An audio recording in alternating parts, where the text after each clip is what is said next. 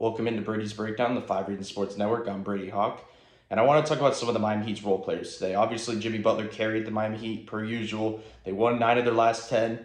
Goran Dragic carried late in the fourth, scoring 24 quarter points. But there's been some changes with some of the role players. The first one is Kelly Olynyk. There's a huge change right there without Bam Adebayo. He's been playing great without him. Forget the shooting, forget everything.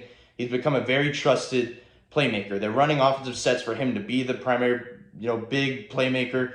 They're doing things where they send an off-ball pick for Jimmy to get to the rim, and they throw the lob pass for a dunk. That's why you've seen so many lob passes for dunks for Jimmy. This is a huge change, and the reason why this needs to be discussed is because if they can continue this with Bam Adebayo returning, I think it changes a lot of things for their offense. Their offense has been, the issue of this team. They're around 21st in offensive rating over their last 15 games. The defense has been number one, so that's not the issue. Even without Bam, their defense has been pretty strong.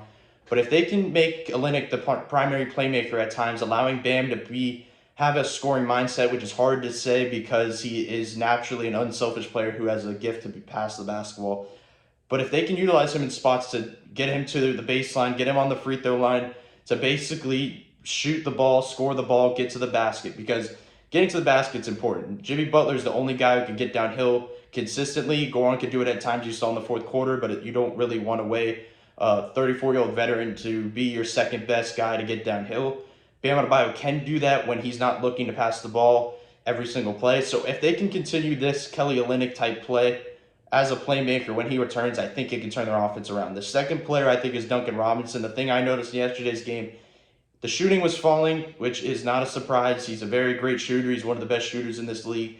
But when he catches the ball higher, it usually ends in a make. And I think that's usually guys, when you can set up, it leads to more makes. But a shooter that's a pure shooter, catch and shoot guy has trained his entire life to catch the ball at his chest level to get the ball up.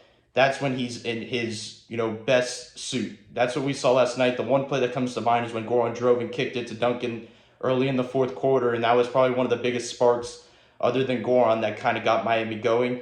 If they can get Duncan Robinson the ball in his spots just to, keep him consistently with that mindset to shoot the basketball, which is not an issue for him because he's always has that shoot first mentality even when he's missing. But if they can get him in the spot to catch it high and shoot high, there could be much better things for Duncan as we continue this season. The third guy is Chris Silva.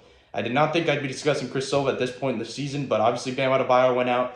Everybody kind of figured this would be Precious Achiuwa's time to get increased minutes at the NBA level, but now Chris Silva kind of stepped in front of him, surprisingly. I don't really know what Chris Silva gives that Precious Achiuwa doesn't, but it's basically a spark thing, as is Precious Achiuwa. Precious gave them the above-the-rim type of roller, which we even saw yesterday as he finished that lob early on, but Chris Silva was giving them consistent minutes. He was actually the main difference between him and KZ Okpala, as we always compare different young guys.